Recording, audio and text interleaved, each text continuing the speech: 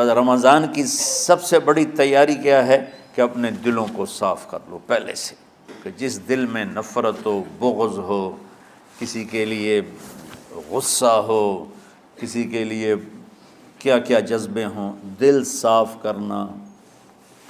ہمارے گھروں میں روزانہ جھاڑو ہوتا ہے، یہاں مدرسے میں روزانہ صفائی ہوتی کہ نہیں ہوتی؟ کیونکہ دنیا کی اصل گندگی ہے تو جھاڑو ہاتھ سے نہیں چھوٹ سکتا۔ حرم شریف میں دیکھا کیسے چاروں طرف خدام پھر رہے ہوتے ہیں برش لے کر، تو دل پہ غبار ایسے آتا ہے جیسے صحن میں غبار آتا ہے، دل پہ گندگی ایسے آتی ہے جیسے صحن میں آتی ہے۔ تو ہم نے نظام بنایا ہوا ہے، لوگ مقرر ہیں وہ روزانہ جھاڑو دیتے ہیں۔ تمہارا دل ایک آنگن ہے، ایک صحن ہے، اس میں بغض، نفرت، حسد، پتہ نہیں کیا کیا گندگیاں آئیں گی اور آتی رہیں گی۔ بچوں ایک کام کرو، جھاڑو پکڑ لو، صاف کرو۔ یا اللہ معاملہ تجھ سے کرنا ہے، لوگوں سے نہیں۔ کسی نے برا کہا، کسی نے غیبت کی، کسی نے گالی دی، کسی نے دھکا دیا، کسی نے حق مارا، کسی نے کچھ کیا، یا اللہ تیرے سپرد میں نے اپنے دل کو سب سے صاف کیا، میں نے اپنے دل کو سب سے صاف کیا۔ یہ اتنی بڑی عبادت ہے کہ بڑے بڑے نفلوں والے، تہجد والے، حج عمرے روزے والے تمہیں نہیں پکڑ سکیں گے، کیونکہ اس کا کرنے والا دنیا میں کوئی نہیں ہے۔ نفل پڑھنے والے تو بے شمار ہیں، عمرے کرنے والے بے شمار ہیں، علماء بے شمار ہیں، حاجی بے شمار ہیں، سخاوت کرنے والے بے شمار ہیں، لیکن اس ٹکڑے کو صاف کرنے والا لاکھوں میں ایک بھی نہیں ہے۔ مشکل کام ہے، آپ یہ سیکھ لیں، صاف کرو، صاف کرو، صاف کرو۔ یہ رمضان کی سب سے بڑی تیاری اور علم کو حاصل کرنے کی سب سے بڑی چابی ہے کہ اپنے دل کو کھلا کر لو۔ کوئی چیز خالی ہوگی تو کچھ آئے گا۔ جس دل میں بغض بھرا ہو، نفرت بھری ہو، حسد بھرا ہو، کینہ بھرا ہو، اس میں خاک آئے گا، اس میں تو علم کی ایک کرن بھی نہیں آئے گی۔ اس زبان سے چاہے جتنے مرضی موتی بکھیرے، دل اس کا اندھا ہوگا۔ لا تعمل ابصار ولکن تعمل قلوب التي في الصدور۔ یہ آنکھوں سے اندھے نہیں، دل سے اندھے ہیں۔ تو بچوں اپنے دل کو صاف کرنا سیکھو۔ وہ کتنی مشہور حدیث ہے، آپ نے کہا اس دروازے سے ایک جنتی آ رہا ہے، تو ایک انصاری صحابی داخل ہوئے، جوتا ہاتھ میں، داڑھی میں وضو کا پانی۔ اگلے دن اس دروازے سے ایک جنتی آ رہا ہے، تو ایک صحابی آئے، ہاتھ میں جوتا، داڑھی میں وضو کا پانی، وہی صحابی۔ اگلے دن اس دروازے سے ایک جنتی آ رہا ہے، تو وہی صحابی 3 دن جنت کی بشارت لی انہوں نے۔ اس صحابہ کی جماعت میں ایک شخص ہیں جن کا نام ہے عبداللہ بن عمرو بن عاص۔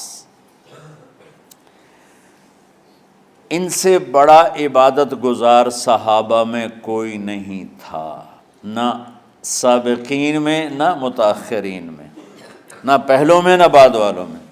ان کی عبادت کیا تھی؟ ساری رات جاگنا، سارے دن کا روزہ، اور ایک ختم قرآن صبح سے شام تک۔ اتنی اللہ نے طاقت دی تھی۔ پھر وہی غلو والی بات آ گئی، ایکسٹریم ہونے والی بات آ گئی۔ ان کی شادی والی رات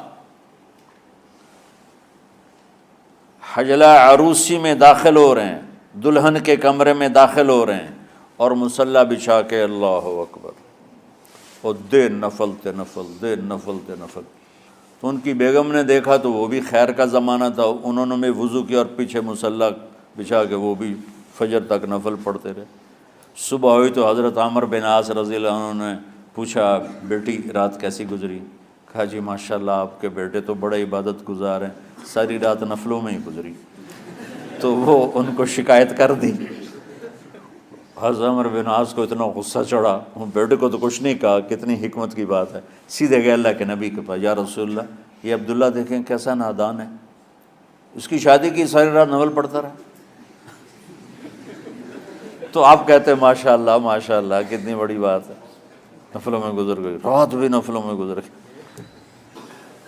تو آپ نے حضرت عبداللہ بن عمر کو بلا کے ڈانٹا کہ تو نے مہینے میں 3 دن روزے رکھنے ہیں، بس اس سے زیادہ نہیں رکھنے،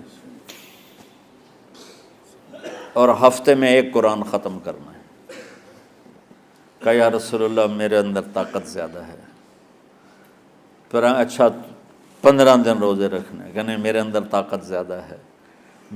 آپ اس کو تھوڑا تھوڑا کر کے گھٹاتے رہے، اور وہ ہر دفعہ نہیں یا رسول اللہ میرے اندر طاقت زیادہ ہے۔ تو آخر میں آپ نے کہا اچھا چلو صوم داؤدی پہ آ جاؤ، 1 دن روزہ رکھو، 1 دن افطار کرو، اور 3 دن سے پہلے قرآن ختم نہیں کرنا۔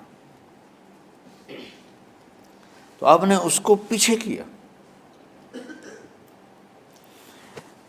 یہ بیٹھے تھے اس محفل میں، ان کے دل میں آیا کیا یہ بزرگ مجھ سے زیادہ عبادت کرتا؟ رات میں ساری جاگتا ہوں، دن روزہ رکھتا ہوں، 1 ختم کرتا ہوں، تو جنت کی بشارت تو مجھے ملنی چاہیے تھی، ان کو کیسے مل رہی؟ یہ کسی کتاب میں نہیں لکھا کہ یہ ان کا جذبہ تھا، لیکن جو کہ میں ان کی سیرت کو جانتا ہوں تو مجھے خیال آتا ہے کہ ان کی نفسیات میں یہ بات آئی ہوگی، چونکہ صرف انہی کو خیال آیا کہ میں جا کے دیکھتا ہوں کہ یہ بزرگ کیا کرتے ہیں۔ تو ان کے پاس پہنچ گئے، چاچا ذرا، وہ ادھیڑ عمر تھے، چاچا وہ میرے ابا تھوڑے ناراض ہیں، تو کچھ دن آپ کے پاس گزارنا کا، بیٹا بسم اللہ آ جاؤ۔ اب رات ہوتے ہی عشاء کی نماز پڑھ کے انہوں نے جلدی سے چادر اوپر لی اور یوں سراغ کر کے ان چاچے کو دیکھنے لگے ایسے کر کہ اب یہ کیا ساری رات سجدہ کرے گا، اور ساری رات روتے روتے روتے روتے مصلی گیلا ہو جائے گا، یا ساری رات رکوع کرے گا، ساری رات قیام کرے گا، ساری رات قرآن پڑھے گا، اس تصور سے یوں دیکھ رہے۔ اور وہ بزرگ صحابی تشریف لائے، سرانے پہ سر رکھا، اللہم بسمک اموت و احیا، ہو گئے۔ اب یہ دیکھ رہے ہیں ابھی اٹھیں گے، ابھی اٹھیں گے، ابھی اٹھیں گے، اٹھے نا، فجر کی اذان پہ اٹھے۔ اب یہ تو حیران پریشان ہو گئے کہ یہ کیا ہو؟ اس زمانے میں تو منافق تہجد نہیں چھوڑتے تھے ڈر کے مارے کہ پتہ نہ چل جائے ہمارے کفر کا، تو یہ چاچا جنت بھی لے گیا تو ستا بھی پیا کہ چلو کل دیکھوں گا۔ اگلی رات پھر چادر سر پہ کر کے اور یوں سوراخ کر کے لیٹے ہوئے اور دیکھ رہے۔ چاچا پھر تشریف لے اور سرانے پہ سر رکھا، اللہم بسمک اموت و احیا، ہو گئے۔ فجر کی اذان پہ اٹھے، یہ اور پریشان ہو گئے کہ میرا نبی کا فرمان تو سچا ہے، اس میں تو شک بھی کفر ہے، لیکن عمل کیا ہے جس پر اس کو جنت کی بشارت ملی؟ 2 رکعت نفل بھی نہیں۔ اور آج کے دور میں تم میں سے ماشاءاللہ اکثر بچے تہجد پڑھتے ہیں کہ 1 رات اور دیکھوں گا، تیسری رات اللہم بسمک اموت و احیا، ہو گئی ساری رات۔ تو تیسری رات پھٹ پڑے عبداللہ بن عمر، کہنے لگے چاچا میری ابا سے کوئی لڑائی نہیں تھی، 3 دن میں تیرے بارے میں سنتا رہا، جنتی جنتی جنتی، میں دیکھنے آیا تھا کہ آپ کیا کرتے ہیں، آپ تو کچھ بھی نہیں کرتے ہو، ساری رات سوتے رہتے ہو، اب کیا کرتے ہو؟ میں نے کہا بیٹا یہی ہے جو تم نے دیکھا ہے۔ اب ان کو سمجھ میں نہیں آ رہا کہ یہ جوڑ کیسے بٹھاؤں، ادھر جنت کی بشارت، ادھر ساری رات خراٹے، اب یہ اس میں جوڑ کیسے بٹھاؤں، کیونکہ نبی کی بات تو غلط ہو نہیں سکتی۔ تو اب وہ نا ایسے نا بڑے بے دل سے ہو کر واپس مڑے، پتہ نہیں کی چکر ہوئے گی کوئی گل۔ جب وہ دروازے تک پہنچے تو کہنے لگے بیٹا ادھر آنا، واپس آ گئے۔ کہا میں تمہیں اصل راز کی بات بتاتا ہوں۔ کہا کیا ہے کیا ہے؟ تو یہاں ہاتھ رکھا، کہا یہ جو دل ہے نا اس میں کسی انسان کی نفرت نہیں۔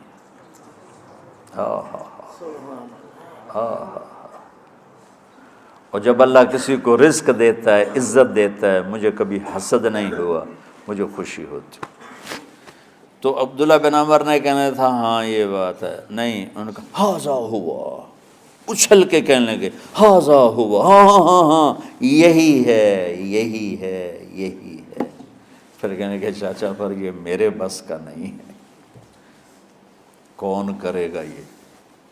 اتنے بڑے آدمی ہو کر کہہ رہے ہیں کہ یہ میرے بس کا نہیں۔ تو بچوں، دنیا میں جنتی بننا ہے اور علم اللہ سے لینا ہے تو اسے صاف کر دو، سب کی نفرت سے۔ سب، اس نے مجھے یہ کیوں کہا، اس نے مجھے یوں کیوں دیکھا، اس نے میرے بارے میں یوں کیوں کہا، اس نے میرے بارے میں یہ کیوں لکھا۔ جس کی تعریف ہوتی میری کتنی برائی ہوتی، صرف تعریف تو نہیں ہوتی، بھرا پڑا سوشل میڈیا مجھے گالیاں دیں۔ اللہ کے فضل سے میرے دل میں ایک ذرے کے برابر کبھی کوئی منفی جذبہ نہیں آیا، آئے تو میں دھو کے صاف کر دیتا ہوں، یا اللہ میں نے اپنے دل کو صاف کیا، میرا معاملہ تیرے ساتھ ہے، کسی کے ساتھ نہیں۔ یہی آپ رمضان کی سب سے بڑی تیاری، علم کے حاصل کرنے کا سب سے بڑا ہتھیار آپ کو یہ نہیں ہے کہ تمہیں کتابیں یاد ہو جائیں، تمہیں اشعار یاد ہو جائیں۔ تو ساری امت سے کہتا ہوں رمضان کا استقبال کرو، دلوں کو صاف کر کے، نفرتوں کو مٹا کے، مذہبی نفرت، دنیاوی نفرت، رشتوں کی نفرت، بول چال کی نفرت، سیاست کی نفرت، لین دین کی نفرت، ان سب سے اپنے دل کو صاف کرو تاکہ رمضان میں اللہ نے علم اتارا، اللہ تعالیٰ آپ کو علم عطا فرمائے، اور باقی لوگ جو عام دنیا میں زندگی گزار رہے ہیں ان کے دلوں میں اللہ رمضان کا نور اتارے اور ہدایت کا نور اتارے۔ یہ سب سے بڑی تیاری ہے اس کی۔ اور کسی سے گلہ ہے، غصہ ہے، ناراضگی ہے، کسی سے بولتے نہیں ہو، ابھی سے شعبان آ چکا ہے، آپ شعبان سے رمضان کی تیاری شروع فرما دیتے تھے، تو اس کی تیاری کیا ہے؟ وہ دلوں کو صاف کرو، معاف کرو، معافی مانگو، تمہارا قصور نہیں پھر بھی معافی مانگ لو، دلوں کو صاف کرو، اور اللہ سے سخاوت مانگو کہ اللہ کو سخی بھی پسند ہے اور صاف دل والا بھی پسند ہے۔